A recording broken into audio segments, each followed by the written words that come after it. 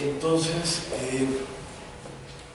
vamos a hablar nada más de los órganos electorales, de cuál es su papel, cuál debería ser su papel, pero cuál es su papel actualmente, y con base fundamentalmente en los resultados que tuvimos en el Estado de México, de lo que se pudo observar.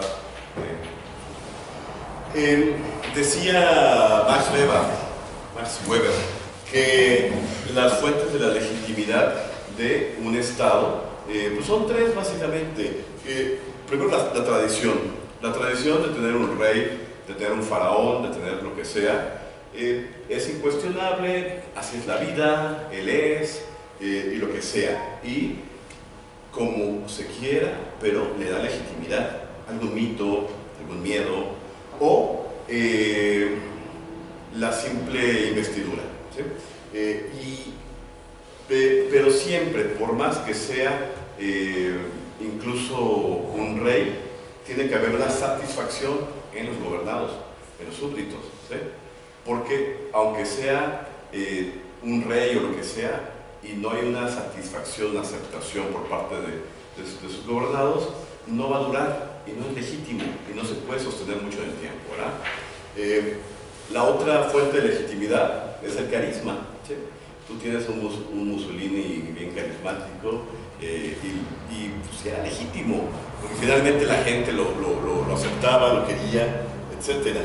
Pero dice Weber que los líderes carismáticos, sus estados, en especial sus regímenes, son breves, ¿sí? Duran lo que dura su vida de esa persona, generalmente no hay otro que lo reemplace, casi nunca hay un reemplazo, ¿sí? Tú ves Chávez, que fue carismático, y no ha habido, ¿no? Maduro nunca no ha podido igualar el carisma, etcétera, con Castro, después de Mao incluso tampoco ha habido. Y la otra fuente, la más usual, es la legalidad, ¿no? La fuente de legitimidad. La legalidad depende de que hayan elecciones limpias, con certeza, con equidad, transparencia, objetividad, imparcialidad. Y si te falla eso, no tienes un poder público depositado de manera legítima. Es lo que nos está pasando en este país. Si bien antes teníamos que los órganos electorales eran un apéndice gubernamental en México, y que la elección empezaba defraudada de origen desde la selección de precandidatos en los demás partidos, o que había un candidato de unidad, entonces parecía como que la autoridad electoral no fallaba, ¿sí? Parecía como que el poder en sí ya estaba muy de acuerdo y había mucho consenso interno entre los grupos fácticos y el sistema político para que finalmente llegara un candidato o dos candidatos de oposición a lo sumo. Hoy en día, y es lo que hemos discutido fuertemente con algunos colegas que también están preocupados por el país, que bueno, en el 88, tal vez el 88 fue la primera muestra contundente de que se comete fraude, ¿sí? Pero nos quedamos con muy pocas pruebas, habían pocos mecanismos de verificación, habían pocos sorteos, estaba en pañales la estadística electoral, y llegó incluso más bien a ser una especie de mito urbano, de leyenda urbana, esto del fraude. Vimos la caída del sistema, eso fue lo que sí hubo visibilidad, y con eso bastaba para anular la elección, ¿sí? Y hubo decisión de Estado para que no se hiciera. Y posteriormente lo que pasó en el 2006 fue, ahí sí ya hubo mucha prueba de una manipulación desde los órganos electorales cuyos funcionarios no quisieron voltear a ver el fraude, ¿sí? Se aparentaron cegarse para omitir. Entonces, es el punto al que iba. La ilegitimidad actual se apoya en dos grandes instrumentos. Uno, la elección de Estado, yo le llamo elección de partido-Estado. ¿Sí? Usa el aparato, ¿no? Esta palabra tan usada desde Hegel, la retoma Luis Althusser, etc. El aparato, el apparatus operando, es la palanca de cualquier dictadura, y los órganos electorales de consigna, que ya vamos a ver en la siguiente. ¿Qué caracteriza a nuestros órganos electorales en México? Vaya, el discurso oficial dice que son imparciales, que son 20 adjetivos positivos, ¿no? En la práctica nosotros sabemos probadamente que son designados por los partidos políticos. Eso está mal, pero se ha aceptado. Se ha ido aceptando. Yo escuché una declaración horrible, desafortunada, del que era coordinador del grupo parlamentario del PRD del Senado, Miguel Barbosa, que dice: acá la ciudadanía no tiene que opinar sobre el tema de quiénes van a ser los consejeros, porque eso tiene un lugar de acuerdo que se llama la Junta de Coordinación Política, así lo dice arrebatadamente. No, están tan desubicados, está tan desubicada la sociedad como la clase política. Y yo les aseguro que Barbosa no le decía mala onda. Yo creo que él está convencido, él cree, no, están equivocadísimos y tenemos que corregirlos. Las designaciones de funcionarios electorales no tienen que pasar por ningún partido político, ninguno, ni por el que yo simpatizo, por ninguno. Tiene que ser imparcial, ciudadano. ¿Sí? Entonces han formado una especie de cuotas de partido. A ver, de 9 consejeros que ahora se van a elegir, el PRI va a poner 3 porque 3, el PAN 2, el PRD 2. ¿Qué es eso? No, es totalmente oligárquico y tenemos que salirnos de ahí, o que nos informen por medio por algún medio que ya no somos democracia, sino que somos oligarquía. ¿Sí? Yo estoy entendido de que esto es democracia, entonces es incorrecto y tenemos que rechazarlo. Tenemos que comenzar a levantar la voz y señalar que es ilegítima la composición de los órganos electorales en México, totalmente ilegítima. Eso le quita certeza a todos los procesos electorales y tenemos como sociedad civil que señalarlo hasta el cansancio, hasta que le entre al último mexicano, de la última población de este país. Entonces, ¿qué tienes? Que se forma una mayoría oficialista. Entonces jamás nos van a dejar ganar a la oposición una sola cosa real, nos van a dejar ganar migajas. Ser el 22% del Senado, ser el 31% de la Cámara de Diputados, y siempre ser lo único que te dejan son las válvulas de escape, ¿sí? Porque también, hasta la peor de las dictaduras, yo viví varios años en Chile, yo vi cómo, tengo muchos amigos que me comentaban cómo los partidos de izquierda, hasta el propio Pinochet, los instrumentaba, es la palabra.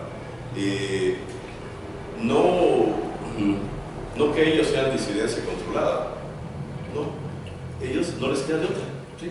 Que aceptar un papel de válvula de escape, con la esperanza, ellos mantienen la esperanza de que un día la coyuntura mundial o nacional o una guerrilla o algo desestabilice, revuelva las aguas y ellos, como están ya puestos muy cercanos al poder, asuman un día. Es la esperanza que sostienen muy en su interior, por eso juegan, por eso siguen en la mesa de juego.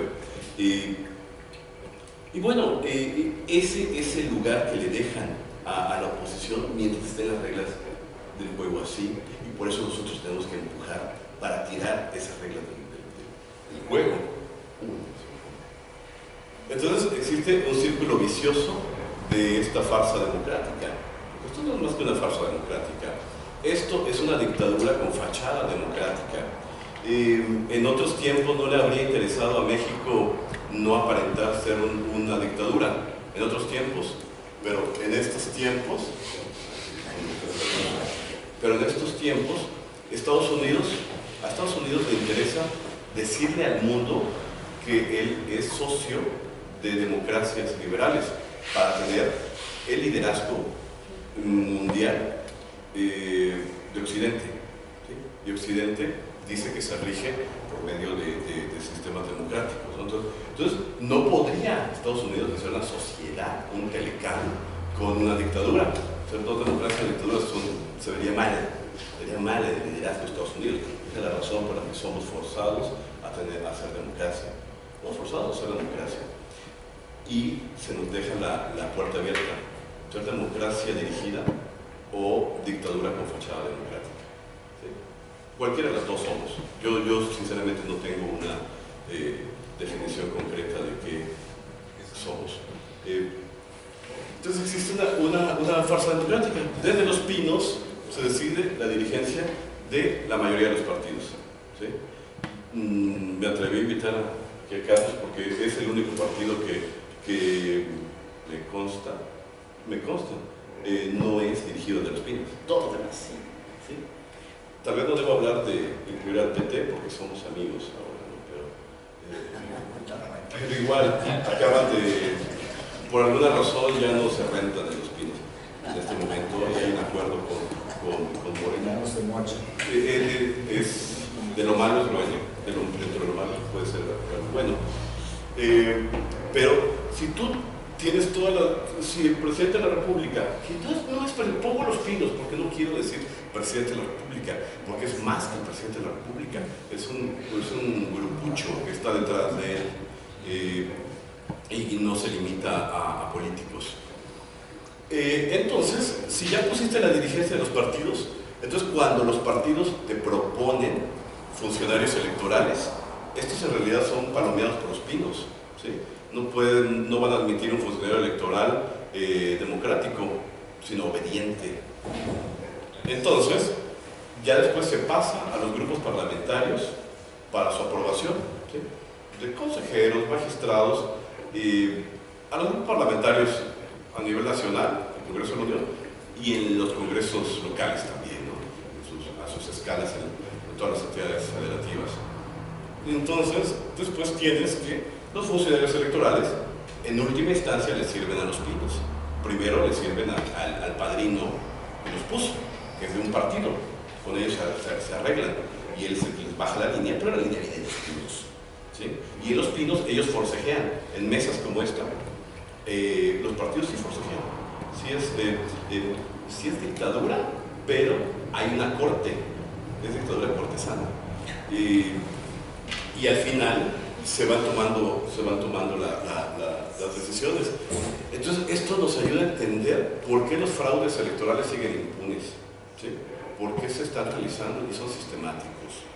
Y yo pongo este esquema sobre la mesa porque es muy preocupante, porque viene el 2018 y vivimos ahora el 2017 en el Estado de México en especial, donde vimos toda la elección de Estado y el IEM, el Instituto Electoral del Estado de México, no sancionó nada.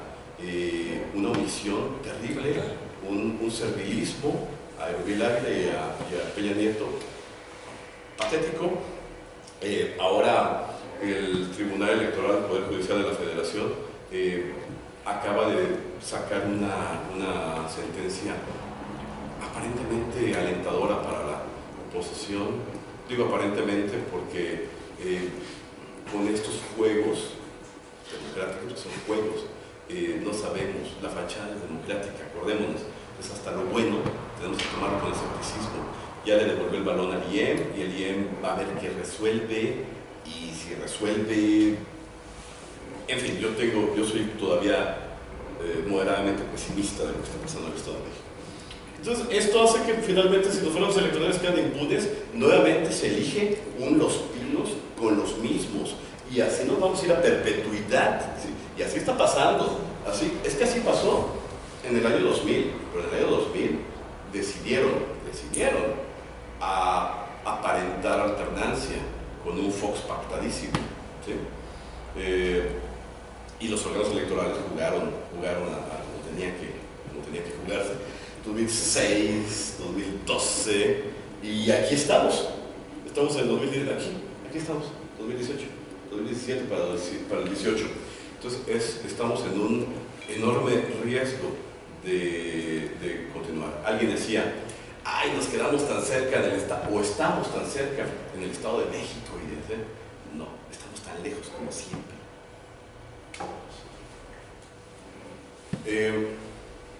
¿Y qué vimos en el Estado de México? Bueno, el fraude electoral tuvo condiciones previas.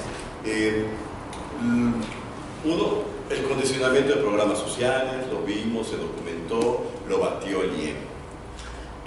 La campaña del terror, ¿sí? Vimos que se hizo una campaña del terror, se amenazó a funcionarios electorales, incluso a propios consejeros y a miembros de las juntas locales distritales, se les amenazó. Barranco ha estado protestando, lo han visto, he estado declarando, yo no me voy a quedar callado, yo he sido amenazado telefónicamente y presencialmente, y etcétera. Y funcionarios electorales también de casilla, ¿no?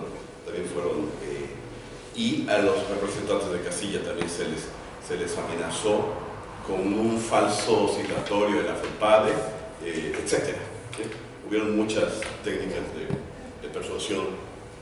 Se rebasó el tope de campaña. Oficialmente Del Mazo dice que usó el 42%. Ay, Angelito. No tiene nada que ver, pero ahí hay una falla también, una falla del principal interesado, que se ve Morena, que no hizo un inventario de publicidad desplegada por Del Mazo.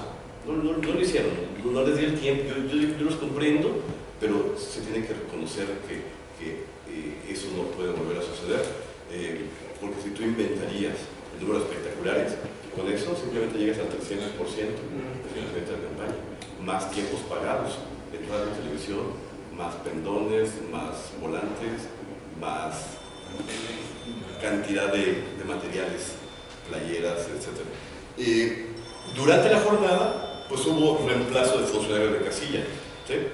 Esto es, la legislación electoral prevé que si no llegan los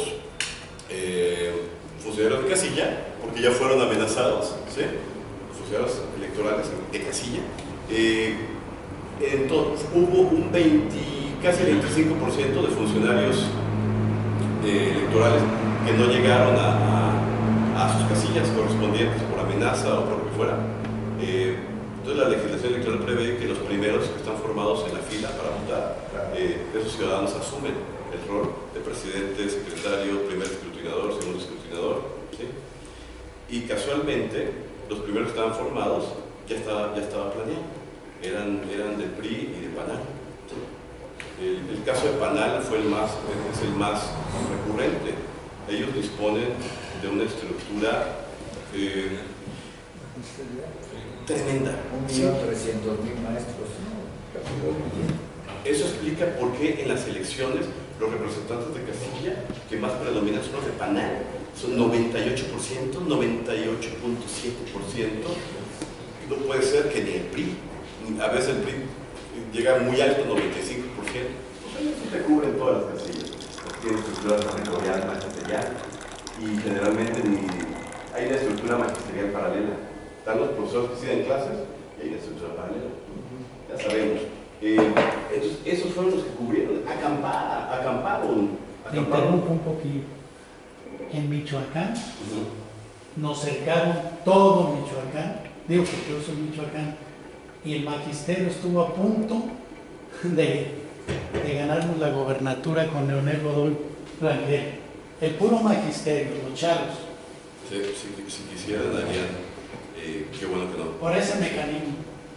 Y a ellos también los tienen controlados con pruebas de corrupción, en dado caso que ellos quieran exigir de más porque te cubren electoralmente, los tienen agarrados con actos de corrupción documentada. Así funcionan estos equilibrios. Entonces, esto sucedió fuertísimo y ahorita les voy a mostrar las pruebas de a qué me refiero, porque es muy fácil opinar. No debemos opinar tan ligeramente de temas tan serios. Tenemos que soportarlo todo. Entonces, hubo También robo de urnas, por increíble que parezca, en Coacalco, etcétera, que llegan con camionetas y personas armadas, pero ya es el delito electoral minoritario.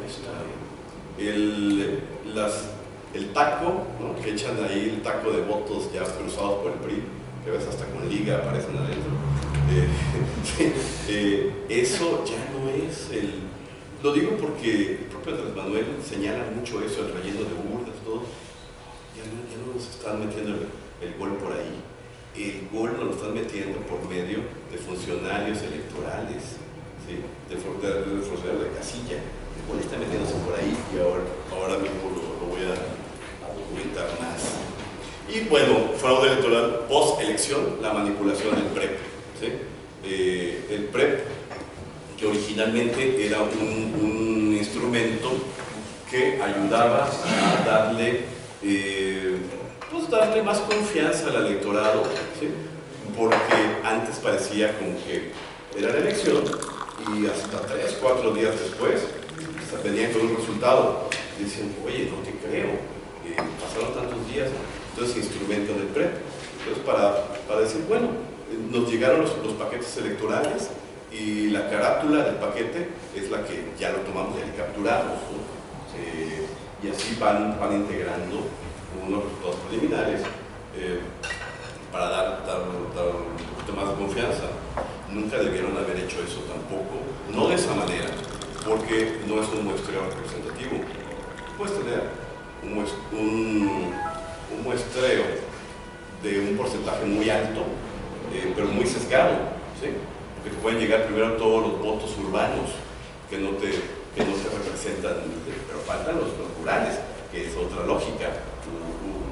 Entonces, pues, y por otra parte, tú puedes tener hasta el 70% de las actas ya computadas y estar sesgado los resultados, sobre todo con la elección muy reñida. Y tú puedes, en cambio, tener el 1% de las actas, pero si es un muestreo representativo, rural, urbano, hombre-mujer, ricos, pobres, etc., te puede el 1% decir con altísima probabilidad el resultado real de la elección, ¿sí? Y el PREP no tiene un muestreo representativo, pero es aprovechado el PREP para manipulación mediática, de manera tal que cuando amanece, ya contamos el 68% de las actas. La gente de wow, 68%, la gente que no está metida en temas estadísticos dice, pues ya es un hecho, que con ese porcentaje, ya que te puede cambiar el 30% bastante. Entonces empiezan a aceptar, no, pues que ganó del Mazo, fíjate que ganó del Mazo y todo. Uy, no, entonces están 24 horas toda la gente lamentándose, molestándose, pero ya lo está aceptando, ¿sabes? ¿Sí? Para eso sirve el PREP, para eso lo utilizan, lo instrumentalizan. Y la declaración de victoria, el candidato del PRI sale con toda la desfachatez, en un escenario donde aparece hasta la mujer, aparece su familia y la plana mayor de caciques mexiquenses, ya decir, ganamos, y que sí, retando también, sonriendo, ¿sí?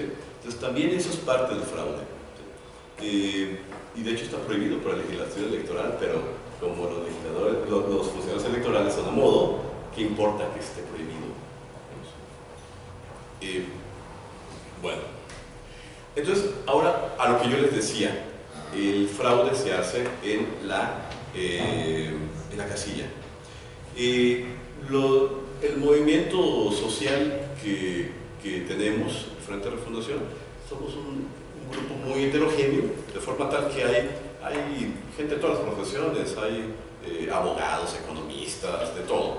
Y los que nos gusta más la estadística, nos juntamos, hicimos un grupito de análisis, nos reunimos en un edificio ahí en Reforma, donde un amigo tiene su empresa, y comenzamos a bajar todas las fotos de las actas electorales. Y pues nos revisamos, llegamos hasta 750 y tantas actas revisadas. Las seleccionamos como muestreo aleatorio representativo. Y encontramos que en el 35% de las actas había un patrón de fraude. ¿Sí? Hay 5 patrones de fraude que detectamos. Uno de esos 5 estuvo en el 35% de las actas. ¿Sí? Ejemplo, el renglón vacío le titulamos. Con, el caso del PAN. El PAN dice acá 73 votos, ¿no? 73 votos para el PAN, pero lo anotaron arriba, como arriba, ¿sí? De forma tal que fueron dejando un espacio vacío. 60 para el PRI, 44 para el PRD, PT como vacío, Verde 1, PANAL 3, Morena 1. No, ¿cómo? En realidad, este 1 iba arriba. Esto, el 1, el 3 y el 1 iban para este y este. ¿Sí? 1, 3 y 1. Era para este y este. ¿Sí? Y para Morena eran 131. ¿Sí? 131. ¿Sí? Además, no tiene ninguna lógica que vaya a ganar 131 el Partido de Encuentro Social. ¿Sí? Este es el primer patrón que encontramos. Está presente en montones de actas. Simplemente nosotros encontramos que estos patrones estaban presentes en cerca de 6.000 casillas. ¿Sí? ¿Cuántas casillas? 18.300 casillas en todo el Estado de México. De 18.000, como en 6.000 estaban presentes uno de estos errores. La tercera parte. Si fuera un error aleatorio, porque es posible que la gente se equivoque, porque tienes gente, funcionarios de casilla, que no necesariamente están familiarizados con números, con llenado de formatos, ¿no? A veces se dedican a albañilería o a otras labores que no te demanda este tipo de cosas. Entonces se comprende que hayan errores, pero si el error no es aleatorio, sino sistemático, ¿cómo llegaron 6.000? Es que no son 6.000 personas que orquestaron esto. En cada casilla hay al menos unas 5 personas que tienen tomada la casilla, ¿sí? Te la tienen tomada para hacer estos actos. Y hay público ahí viendo, gente que se queda en lo que supuestamente están contando. Para el Partido de Encuentro Social, 18 votos, 18 votos. Y hay un mirón de, sí, apuntó 18. Pues hasta el mirón es de ellos. Ay, no te creo, no, ya vi que sí lo anotaste bien. ¿Sí? Es todo teatro, es todo. Esto es crimen organizado, ¿sí? Porque estos son actos criminales, son delitos electorales. Y es organizado porque está organizado. El Código Penal Federal dice que tiene que haber la participación de al menos 3 personas. Y aquí, al menos, participaron 30.000 personas. ¿Sí? Es toda una red de delincuencia organizada la que tenemos acá operando. Y estoy 100% seguro que va a operar en el 2018. Reforzada. Le damos al siguiente. El intercambio de renglón también es otra técnica, ¿sí? Acá 118 y 2 votos. 118 para Panal, ¿de dónde? Y a Morena 2 votos en esta casilla, ¿no? Eso también la letra contra la cifra. Ejemplo, acá el número dice 93. Porque cuando van contando los votos, van diciendo, bueno, el PAN tuvo 48 y apunta con número, sigue el PRI, ¿verdad? Y dejan para el final, ahora lo hacen con letra. Bueno, 48, 48, 49, 49, ¿sí? Y aquí llegas a Morena, 93, hay 2, ¿no? Y el capturista, y esta red de delincuencia organizada, no solamente opera en la casilla, sino también en el órgano electoral. En el IEM hay capturistas que son parte de la misma red de delincuencia. Porque el capturista bien pudo decir, tenemos un problema, aquí dice 93 y aquí dice 2, ¿cuál anoto? ¿Sí? Él podría parar, porque cuando pasa esto, Está previsto en la legislación electoral que ante esto se tiene que suspender la captura y se tiene que consultar. No consultan, siguen. Y es sistemático, el anota la menor cifra para el partido contra el que tenemos la consigna. ¿Sí? Morena, pues mañana puede ser otro. Y en el pasado era el PRD y antes el Partido Comunista. O sea, hay que... bueno. Desaparición de votos. Esta es cuando... mira, lo primero que quieren hacer cuadrar siempre es que el número de votos sacados de la urna coincida con el total contado. 308 votos sacados de la urna.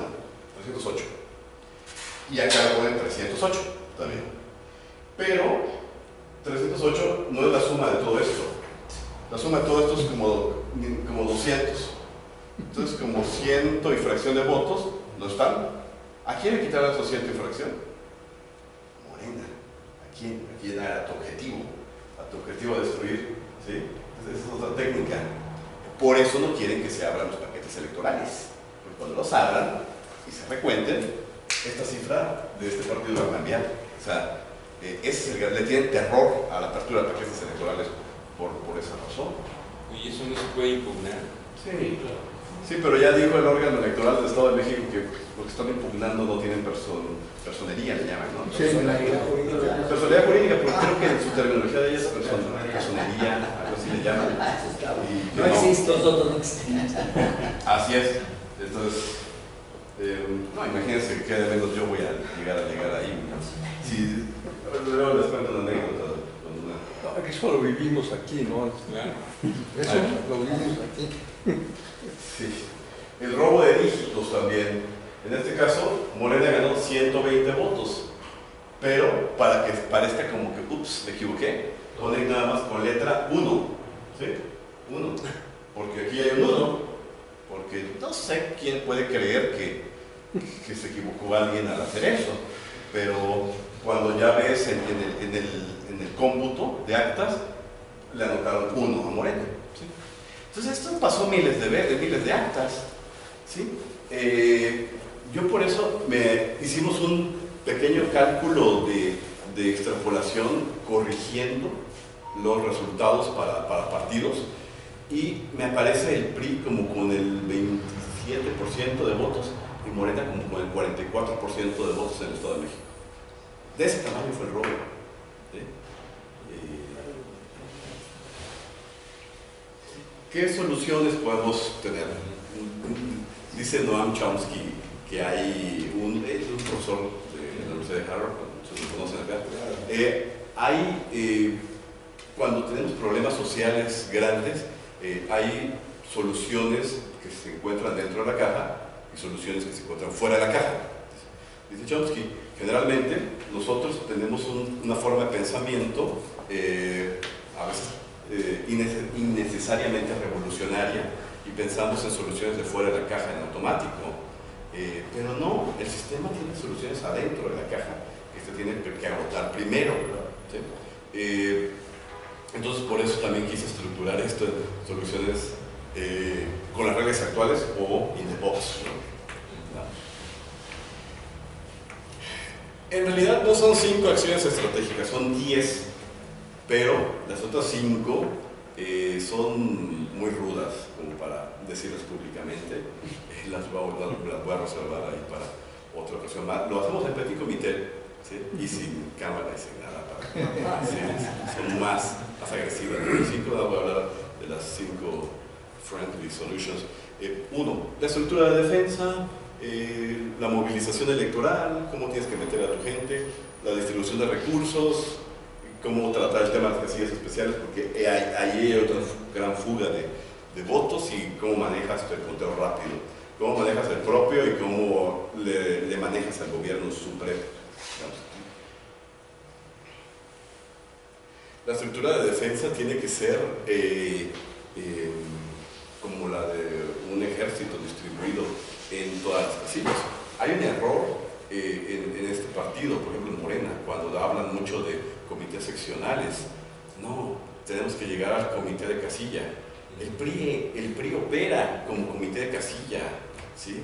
Le tienes que jugar. Pero la terminología electoral en México habla como la unidad indivisible mínima a la sección electoral. Eso es para que todos tengan su mente en ese formato, y ahí es donde fallan todos. La falla empieza en la mente. No, es casilla. Tú tienes que hablar siempre de casilla, y la casilla es tu objetivo. Y tienes que tener el control de... estas reglas no solamente son tips para Morena. Hoy, porque Morena es lo que me parece una opción buena para los ciudadanos mexicanos, pero para cualquier partido que quiera que esto sea democrático, tienes que tener todos los hilos en una mano. Tienes que llegar al punto en el que desde una laptop tú controlas a las personas de todas tus casillas, de todas las casillas en el país son 150,000 casillas. Entonces, si estamos hablando que tienes que meter un promedio mínimo de 5 personas tuyas por casilla, ¿sí? Estamos hablando que tienes que tener el control de 750,000 personas en una computadora. Sí se puede, sí se puede. Tenemos la tecnología para eso, pero lo tienes que estructurar. Primero, a nivel estatal, distrital, a nivel de RG, representantes generales, y tus movilizadores, ¿sí?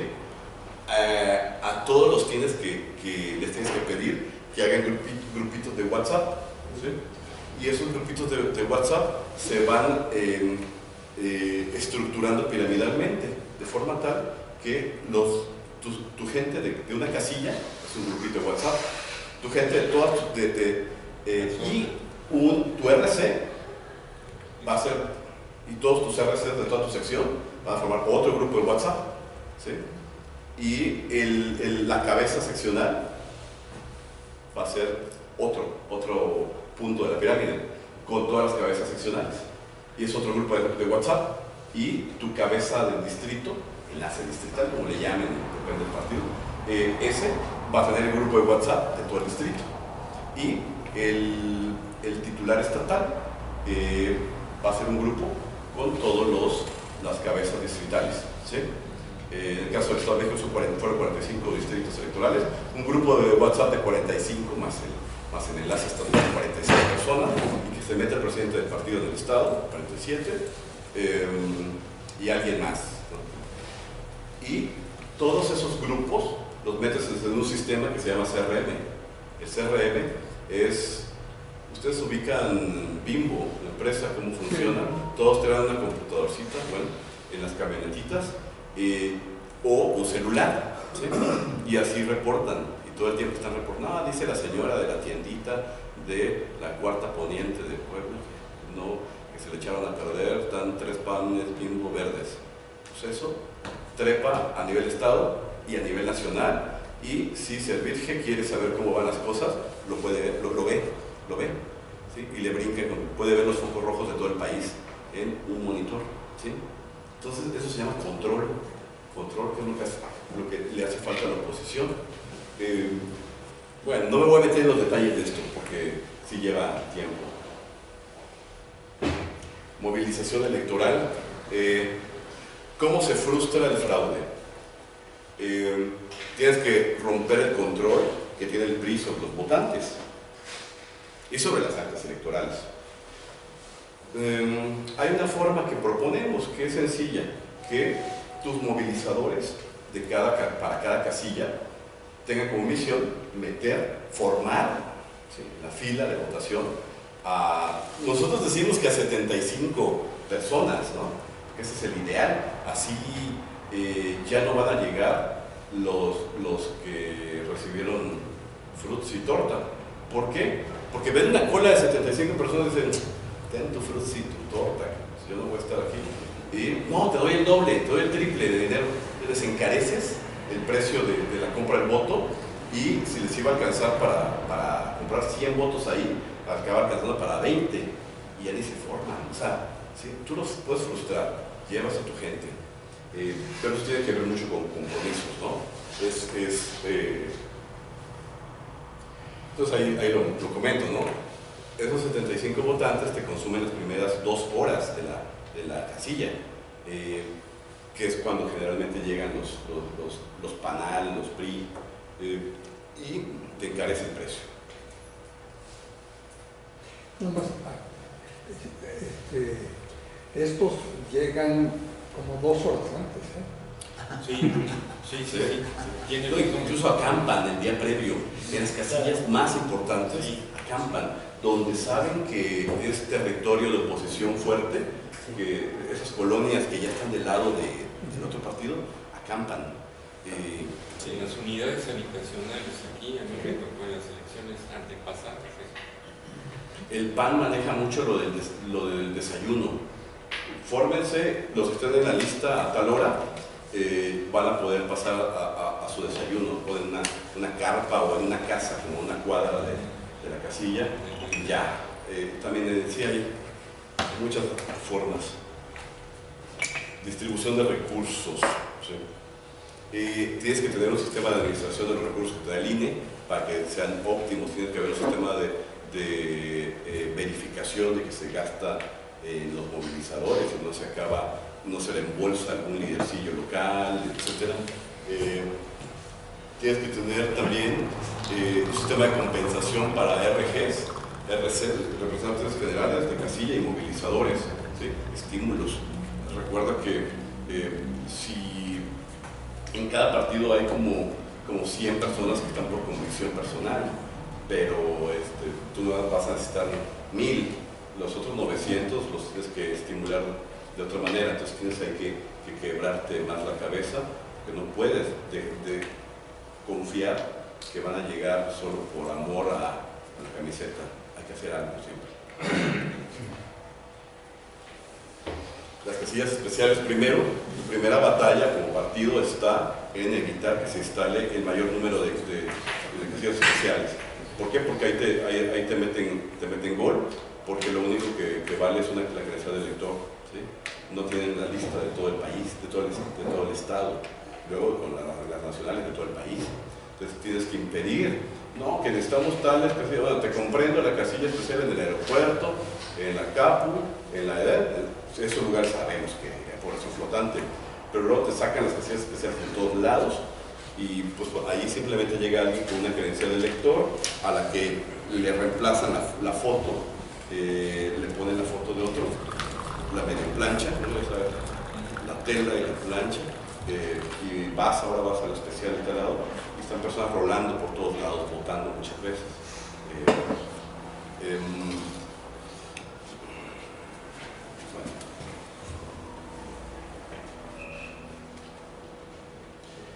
El conteo rápido falló en el Estado de México porque falló el número de RCs, representantes de casillas del Estado de México. Mira, en este momento uno les pregunta a los de Morena, oye, yo te voy a ayudar, pásame todas las fotos de tus RCs, las fotos que le tomaron al acta o a la manta al final de la votación. No, es que no hay unas cuantas, o sea, hay un porcentaje bien bajo. Ahí es el gran error, ¿sí? Porque con eso se ganaría ampliamente los argumentos y en televisión sería un bombazo. No está, ¿sí? Puede ser. Entonces tú sí necesitas un sistema paralelo de fotos ciudadanas, de cartelones. Morena hizo el acuerdo por México, el acuerdo de unidad por México.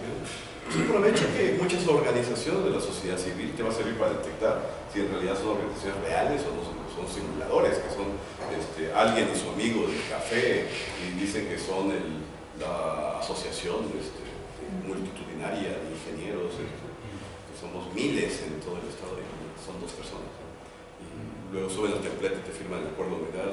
Ahí los vas a descifrar y vas a descubrir que a veces existen organizaciones muy modestas, de personas bien modestas, que no blofean nada, resulta que tienen muchísima gente. Pues úsalas, las distribuyes, cúbrete todas las casillas y que sean los que te toman la foto al final y que por el grupo de WhatsApp, ¿sí? Porque basta el grupo de WhatsApp, lo tienes que registrar desde antes como tipo movilizadores, pasa al grupo, el representante de casilla la sube al representante general Corte General al distrital, estatal, de forma tal que son 6:30 de la tarde y el enlace estatal tiene todas las fotos en su celular. ¿Sí? Puede tener 18,000 fotos en su celular. O sea, a eso se tiene que llegar. Es que dicen, sí, tenemos nuestros comités seccionales, ya cubrimos, pero no alcanza, pues puede tener la sociedad civil, es el consejo.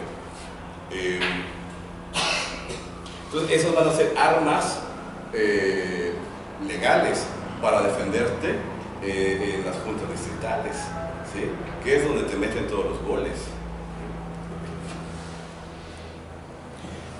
Entonces ya hablamos de cómo ganar cómo tirar a la dictadura con las reglas del sistema, ¿sí? Ahora hablemos de cambiar las reglas, ¿no? Ahora out of the box, pensar fuera de la caja, pensar un poco más revolucionario pero pacífico todavía, ¿sí? No se vaya a malinterpretar esta plática. Una vez con los generales tuve una reunión así, pero en vez de civiles era casi puro general del ejército mexicano, con el Jockey Club en el hipódromo de las Américas, zona militar 1, y me lo malinterpretaron, me dijeron, ¿tú quieres hacer un levantamiento, hermano? Ahora sí, como Ciro Gómez le diga, no, o sea, igual acá, ¿no? Fuera de la caja, pero pacífico.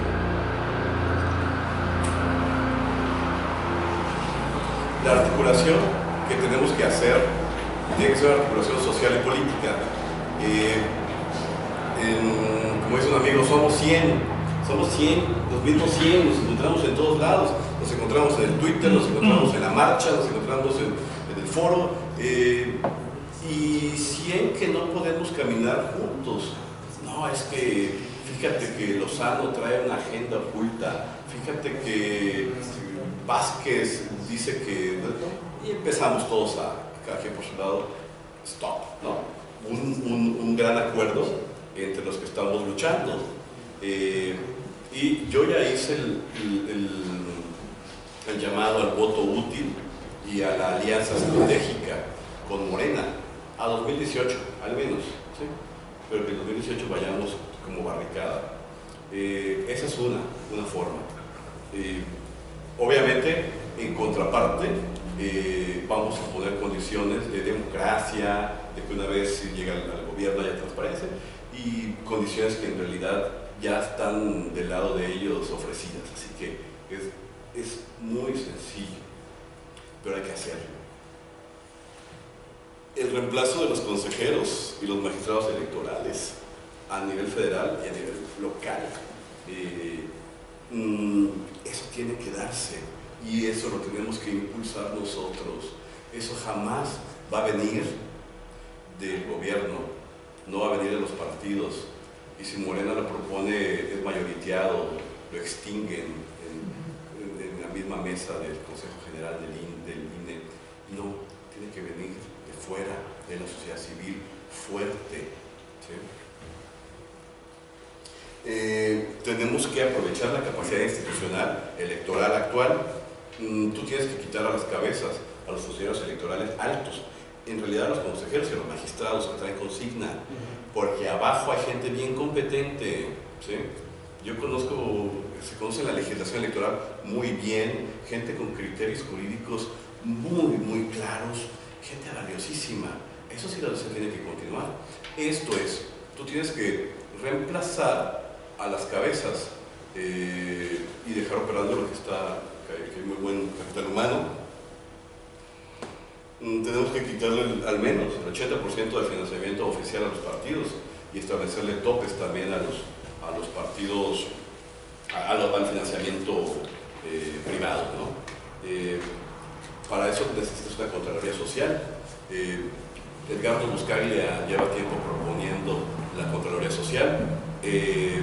Tenemos que empujarla también la sociedad. Yo los invito a que la empujemos también, ¿sí?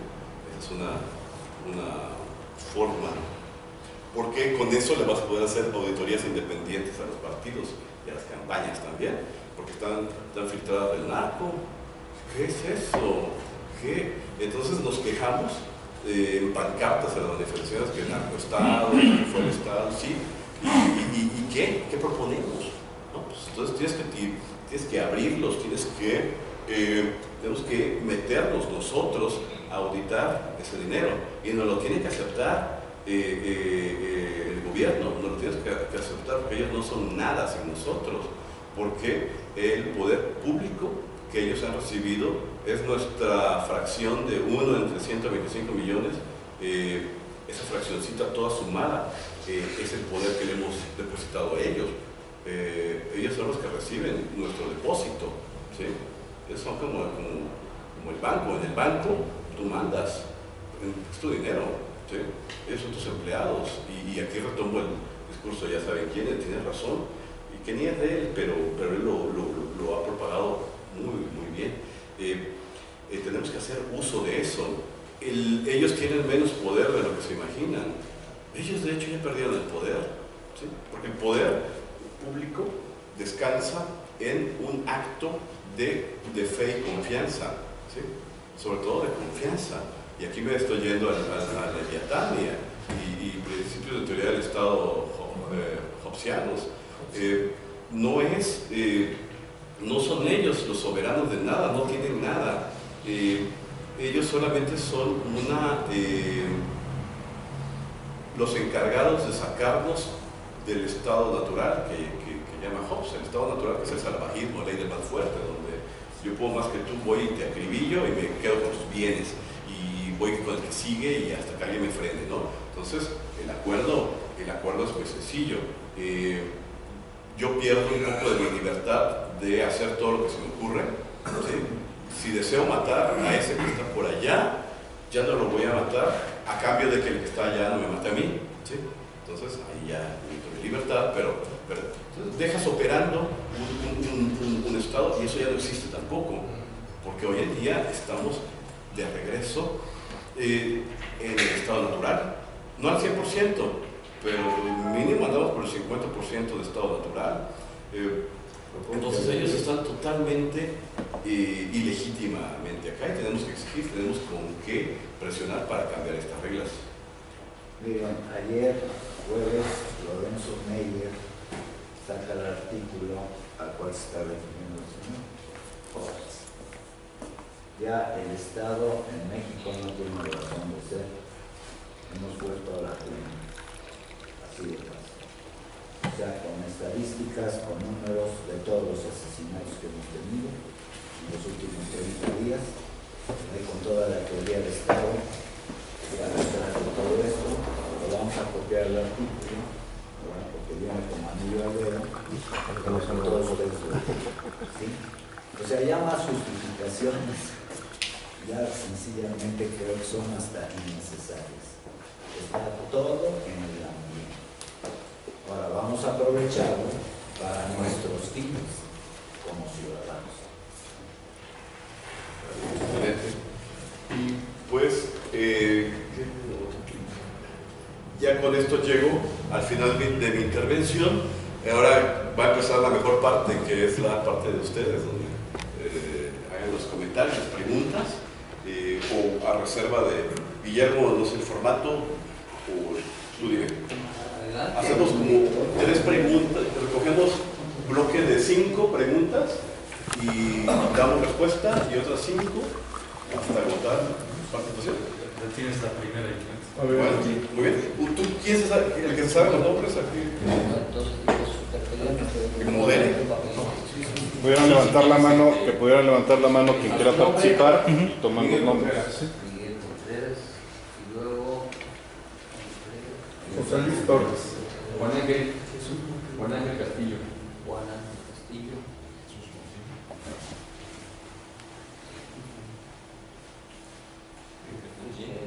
Aquí, por favor. Navarro. No, yo no me llamo Navarro. Perdón, Carlos Carlos Figueroa Ibarra. Carlos Figueroa. Carlos Figueroa Ibarra.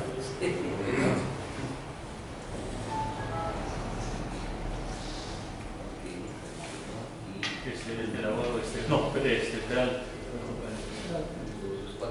Yo, José Luis Torres. José Luis Torres.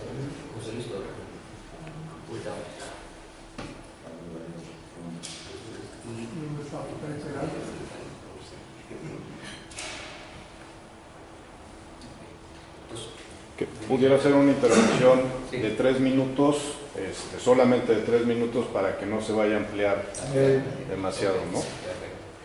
¿Tú vas a llevar tiempo? Sí, Ok. adelante. Y que tratan de especificar si es pregunta o comentario, porque ambas son bienvenidas. Y que si es comentario, lo acotamos. ¿Qué tiempo? A 3 minutos. 3 minutos si es comentario. Entonces, Bueno, respecto a las soluciones, me llama mucho la atención la primera estructura de defensa. Hemos sido testigos precisamente de la tecnología. Ya sabemos que se compra el voto y se tiene que sacar la foto, pero son tan sofisticados ahora los softwares que, por ejemplo, nos tocó ver en varios estados que no basta con la fotografía. El ciudadano común se confía y resulta que estas cositas te graban la voz, y es así como tienen el control desde la lab, porque ellos saben si estás votando en tu casilla, en la sección que te dice. Si te mueves, a la de enfrente te dice, en inmediato te llega un mensaje que te dice, no, tu casilla está enfrente, ¿no? Entonces llegas, emites tu voto y la persona tiene que decir, listo, ya voté, y así ya tienes la garantía de que vas y recibes tu dinero. Muchos lo que hacen es que le tapan el micrófono, tienen los celulares, y aún así no te pagan porque no se escuchó tu voz. O sea, no me garantiza que a lo mejor fuiste y sí, aquí en el mapa aparece que estás en la sección, pero no te puedo comprobar. Entonces el ciudadano de esa forma pues está desprotegido ante la tecnología, ¿no? Entonces habría que incentivar leyes que impidan el uso en las casillas del celular, ¿no? Trae cosas positivas del celular, pero también esas cosas negativas, ¿no? Entonces esa es la observación, ¿no? Cómo combatir esa práctica, ¿no? Que no se ve, pero es muy efectiva, ¿no?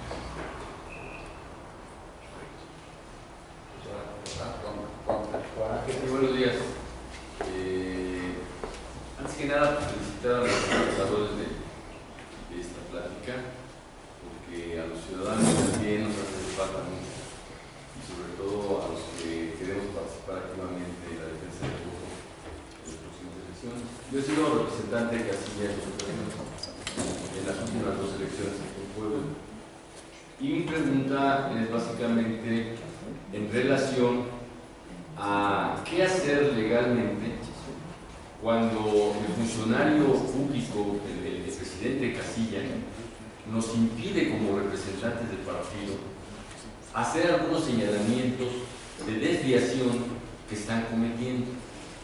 Y nos dicen, es que usted está como observador, usted no tiene derecho de cuestionar, ¿sí?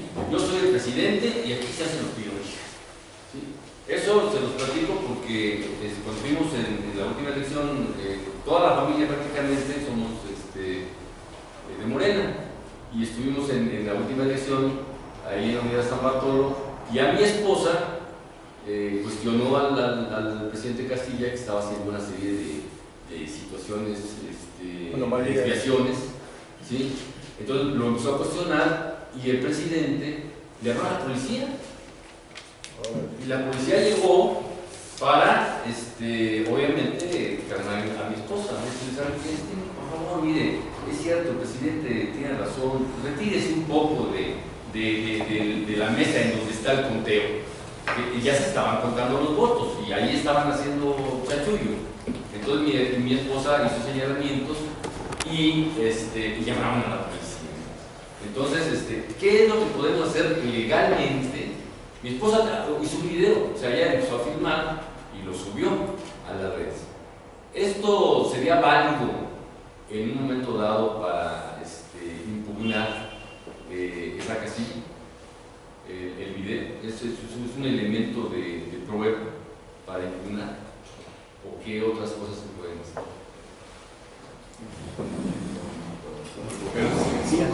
5 Sí, ya, para oye, poder. pero ya lo tomaste. Entonces, el doctor Bofín. Bueno, aquí habría que ubicar dos escenarios como lo plantea John Ackerman y Buscaglia. Yo creo que la sociedad mexicana en este momento sí no está para contemplaciones o, con todo respeto, no soy radical en mi planteamiento, pero no está para enfrentar o seguir enfrentando estos procesos, porque aquí lo único que va a suceder es, y bueno, acaba de dar un antecedente. Por ejemplo, ¿qué hace el ejército vigilando las casillas? El ejército tiene que estar en los cuarteles y no tiene que estar tampoco vigilando el distrito, etcétera, etcétera. Yo creo que si no se modifica el marco estructural completo y se ciudadaniza de una vez por todas ya la elección, no tenemos alternativa. Porque, y esto lo manejamos mucho tiempo en el PRD, siempre se ve el fraude previo, o sea, me refiero a la etapa preelectoral, la electoral y la postelectoral incluso. Las tres etapas traen modalidades, pero que es extraordinario. Y cuando uno descubre uno, salta la otra. O sea, estamos en una sociedad metida en un proceso de enajenación en la que el Estado real y objetivo no existe. Entonces aquí habría que preguntarse qué hacemos con lo que tenemos de Estado.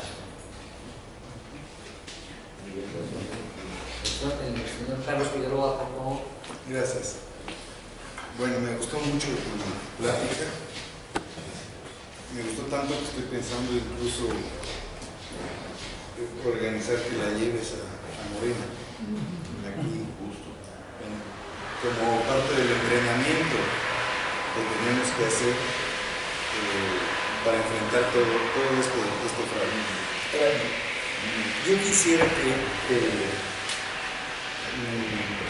pero primero te voy a decir que en la presentación siento que faltó detallar un poco más todo el tema de la violencia que en el Estado de México tuvimos que enfrentar. Yo como secretario nacional de Derechos Humanos tuve que recibir muchas informaciones sobre eso. Y la violencia fue en la fase previa. No pocos de nuestros militantes y brigadistas fueron atacados por grupos de choque priistas.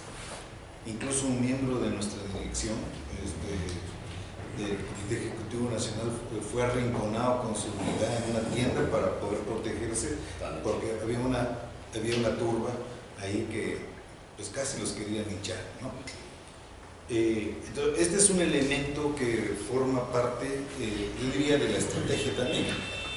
No solamente es, digamos, la acción de vándalos, sino forma parte del terror que se impulsó para empezar a desestimular la afluencia de votos el día de las elecciones.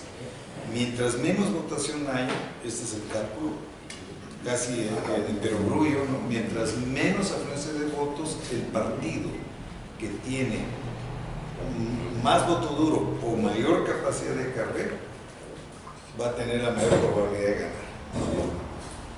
Esto me lleva al otro elemento que creo que tal vez deberías enfatizar más. A mí me lo dijo una militante de Morena en el 2012. En el 2006, decía ella así en términos muy sencillos, en el 2006 nos robaron la elección, en el 2012 nos la compraron. Son dos variantes del fraude y yo creo que esta última, la del 2012, es la que empieza a predominar. En el 2012 se gastaron aproximadamente 250 millones de dólares en compra de votos. En esta elección del Estado de México yo he escuchado cifras distintas. Entre 5 y 10 mil millones de pesos fueron invertidos para poder comprar el voto. Yo creo que la compra del voto es un elemento hoy por hoy muy importante. O sea, el fraude se hace, aparte de todo lo que tú dijiste, que es muy ilustrativo, en la fase previa es donde está una parte esencial de la modificación de los resultados. El señor José Luis Torres. Ya. Buenos días. Rapidito voy a tratar de hacer 2 o 3 menciones. A mí me tocó viajar un rato a través de la República Mexicana y me metía a comunidades exageradamente apartadas de lo que diríamos la civilización.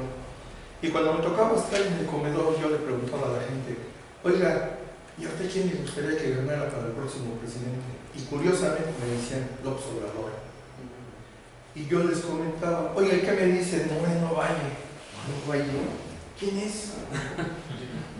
Eso me tocó en muchísimas partes, en el norte, de este lado de Chiapas, me metía a rancherías, siempre fue la respuesta. Y en el norte, hace un año, yo ya veía espectaculares de Moreno Valle, en Torreón, Chihuahua, en Nuevo León, muchas partes por ahí. Hace un año ya veía espectaculares. Bueno, me voy a esto. En un camión que va lleno con 40 personas, huele, se detecta, se incluye que haya dado carteles y surge el terrorismo. Entonces, ya que robó, la gente le dice, pero oye, te robaron tu cartera. Ya se bajó. Nos da miedo porque pensamos, si yo le digo, puede haber otro atrás, que vengan 2 o 3 y me van a lastimar. ¿Qué pasa? Yo rápido con esto quiero concluir que esos carteristas, aunque sean 3 y los demás seamos 30, esos 3 son equipo. Los 30 no somos equipo. Estamos individualizados y estamos a expensas de ellos. De esos 3, que no sabemos si son 3, son 2 o son 5, ¿sí? Entonces yo hablo de ese equipo.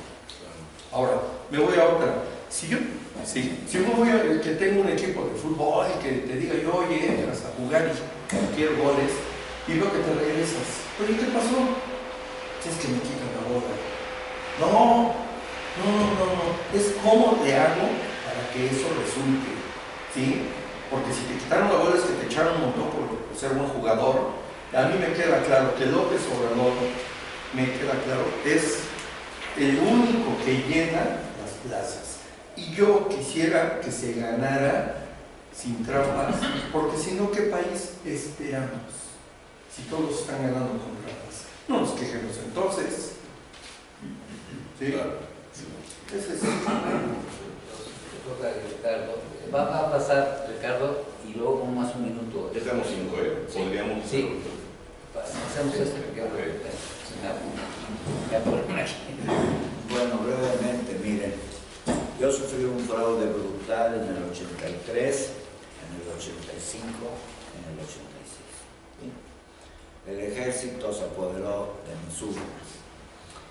Cosme Aces fue sacado del Heraldo por haber publicado una plana completa. Javier López Díaz fue retirado del radio, aquí. Enrique Claus dice que soy precursor de la democracia en México. Muchas gracias, don Enrique. Todo Puebla lo sabe, ¿no? Entonces, ¿qué hemos aprendido en 34 años? Esa es la pregunta. Pues estamos en manos del monstruo, evidentemente. No hemos podido pensar fuera de la caja.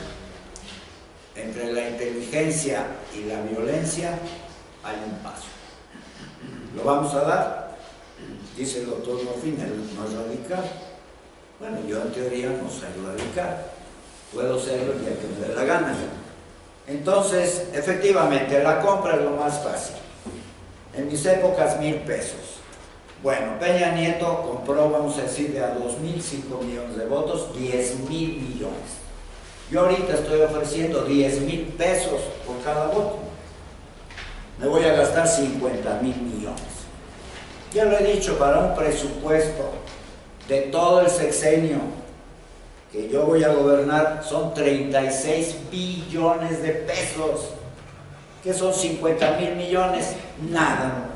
Entonces, efectivamente, te compro y ahí muere todo. ¿Qué vamos a hacer ante eso? Usted tiene la razón. Lo pongo sobre la mesa. Ya para qué voy a seguir hablando. Y Germán, un minuto.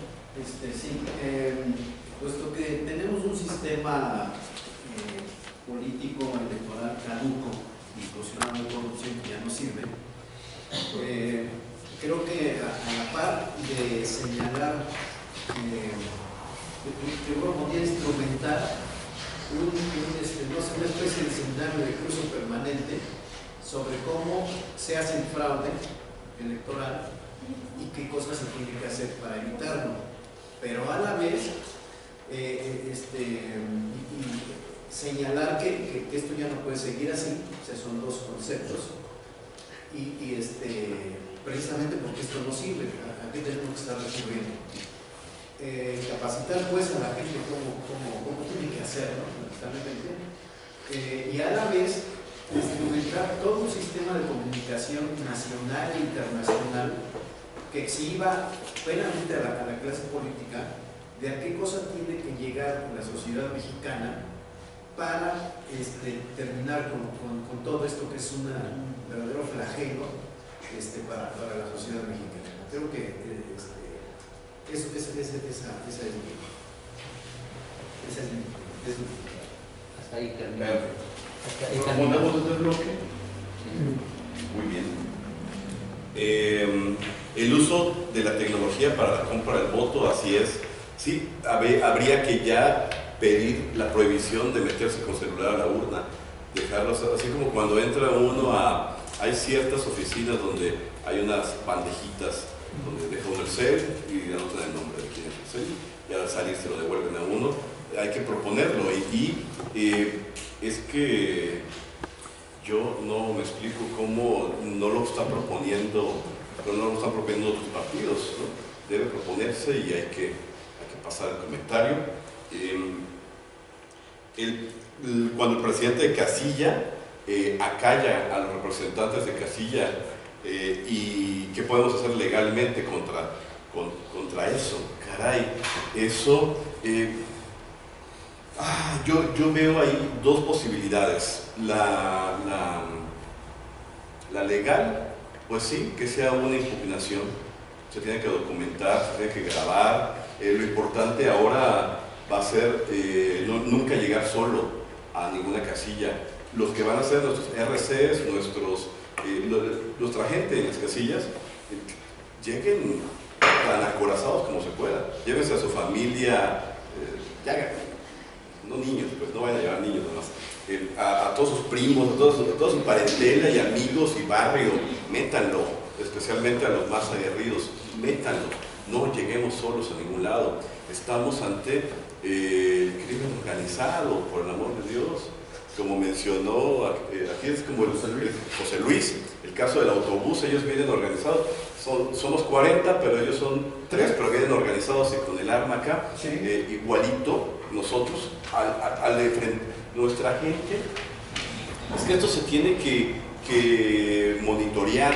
Miren, hay una cosa que recomendamos, se lo dijimos a Horacio Duarte, bien claro, tienes que a tu estructura identificarla bien, ¿sí? Nombre, dirección, teléfono, todo. Segundo, verificar que sepan a lo que van a ir, ¿sí? Se les llama por teléfono, aleatoriamente se les está llamando. ¿Usted sabe por qué apareció en mi lista? Le hablamos de tal partido, ¿no? Me dijeron que si me anotaba en esa lista me iba a ir bien, no sé ni para qué. Oye, no, pues mire, le voy a comentar, la intención era porque usted tiene que llegar el día de la elección a defender, a vigilar, a no sé qué. Ah, no, pues ¿está usted dispuesto a hacerlo? ¿Se le puede capacitar? No, porque usted nada más quería ver qué sacaba. Muchas gracias, hasta luego.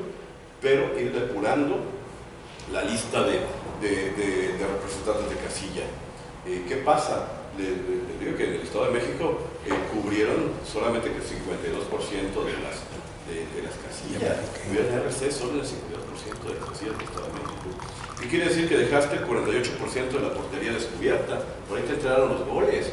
Y yo les digo, no fue en el 48% que entraron los goles, fueron en el 35%. Eso te quiere decir que 13% de la portería estuvo abierta y el PRI ni la aprovechó. O sea que pudo ser peor, ¿sí? Esto te dice, bueno, sí hay que reforzar. En nada estoy justificando lo que sucedió, pero sí explicando por qué sucedió también. Si vas contra el AMPA, tienes que al menos ir bien cubierto, ¿no? Bien cubierto. Entonces, creo que debe de organizarse, ya no a nivel de comité seccional, sino comité de casilla, comité casillar, no se puede utilizar, comité de casilla. Tenemos que cambiar nuestra mentalidad hacia la casilla. Y así, mientras alguien está diciendo, oiga, señor presidente de la casilla, usted está cometiendo un acto ilegal o incorrecto, en vez de que le echen un montón a uno está, tú no vas solo. Alguien te está grabando desde que estás señalando al presidente de casilla. ¿Sí? 3 están listos por si alguien te quiere tocar. Y tú tienes que llegar bien acorazado a cada casilla. A eso tenemos que llegar. Desafortunadamente, esto no es la normalidad electoral en el mundo. Esto es porque estamos frente a, ¿quién dijo el monstruo? ¿Alguien de ustedes? Sí, exactamente, porque estamos frente a un monstruo al que tenemos que combatir. Y sin embargo, en América Latina así sucede. Yo viví varios años en Chile, allá también defienden los partidos de izquierda, llegan en el montón, se bajan, pero las pandillas que ya están del lado del partido a defender, y literal, llegan los de derecha, como funcionarios de casilla encubiertos también allá, a meter mano, a robar, y estos se enfrentan, hay enfrentamientos en muchísimas casillas también allá, ¿sí? Que tienen una democracia comparativamente más avanzada que la de acá, ¿sí? Sí, se tiene que hacer. Entonces tenemos que asumir y entrar a otro nivel. Estamos en una emergencia nacional. Mucha gente dice, ay, qué flojera entrar al mitote ahí a ir a defender una casilla. Bueno, ¿no estás viendo lo que está pasando en el país? ¿Qué prefieres? ¿Ir a echar un montón un día de tu vida, un domingo, que va a ser una elección, o agarrar el fusil? No es fácil llegar un dominguito nada más ahí a meter presencia, ¿no? En realidad, que tener que agarrar el fusil o que vengan a eliminar a tu casa. Digo, ¿qué prefieres? Ya tenemos que empezar a cambiar la lógica, tenemos que empezar a empujar al ciudadano a que asuma cuál debe ser su papel activo ante esta situación de emergencia en la que se encuentra el país. El otro comentario era, y la otra parte es legal y es presencial mediática la solución a lo de contra el presidente Casilla. El Estado vigilando, el ejército vigilando casillas, exactamente eso no puede suceder. El ejército debe estar en efecto en los cuarteles y tenemos que también levantar la voz sobre... Bueno, sí puede ser, tan puede que es, no debes. Yo creo que en ese manejo de palabras se caben muchas cosas. Tú no me puedes pegar. ¿Cómo que no? Oye, no debes.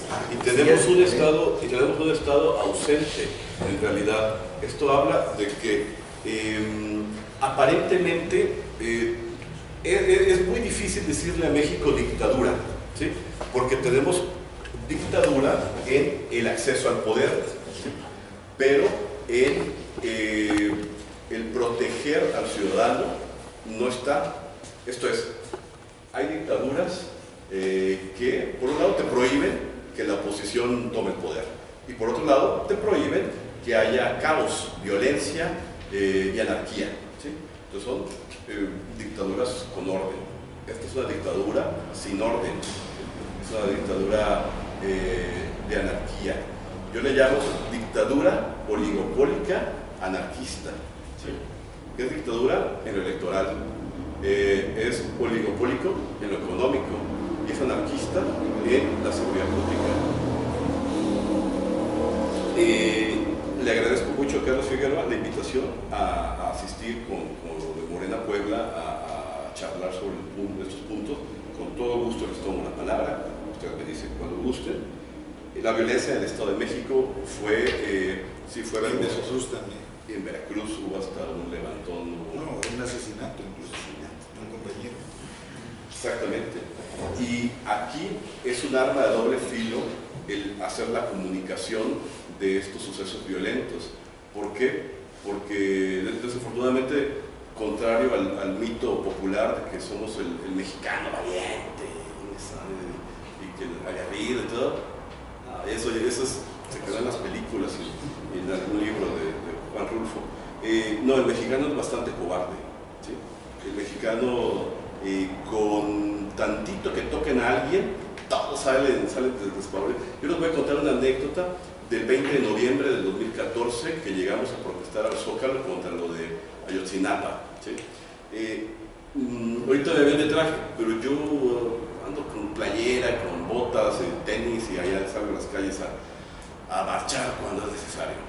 Y salimos con un contingente ahí de conocidos de la protesta y estábamos en el Zócalo y en eso empiezan a quemar la puerta del Palacio. Entonces, gente del ejército, era con ropa civil. Y después de eso empiezan a rodearnos la Policía Federal. Sobre todo la Policía Federal era la más agresiva. Los granaderos estaban como parados nada más ahí. Y yo les digo a los demás, aquí no nos mueven, a mí no me mueven. Y me digo, pónganse perros. O sea, esa es la actitud de calle, pues. Y nos empiezan a aventar el escudo, ¿sí? Y en eso, sí, no nos mueven. Y yo me puse muy duro. Y cuando vengo a sentir el escudo con el acrílico ese duro, me dio en las espinillas. Y ahí ya no pude. Ahí ya me empecé a doblar. Y dije, pero aquí están todos mis amigos. Estaba vacía la plancha de Zócalo. Ya se habían ido todos. Después ya me mostraron el video del asunto. Cuando dijimos que aquí íbamos a estar todos, empezaron todos a mirar quién me está viendo y todos empezaron a corriendo. Es mentira que somos tan valientes. Entonces, acá tenemos que empezar a levantar la moral de la tropa, ¿sí? Y a veces cuando suceden actos violentos, si uno le empieza a decir, ay, pues levantaron a fulano, mataron a fulano, tiene un efecto contraproducente entre la masa. Yo creo que ese punto hay que dejarlo para un debate con psicólogos sociales, ¿no? Psicólogos de masas, para ver qué podemos hacer, porque hay mucho que trabajar para que mejore la actitud masiva de este país.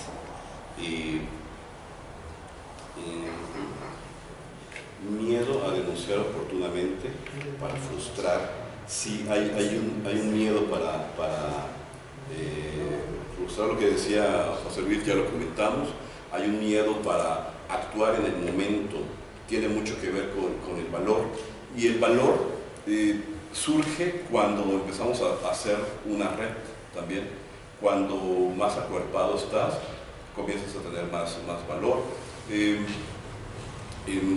esto, los activistas de derechos humanos nos dan una muestra. Ellos tienen una tendencia a ser más solidarios que el activista pro democracia, ¿sí? Y entonces yo creo que tenemos mucho que aprender de los defensores de derechos humanos para ir tejiendo redes de defensa democrática.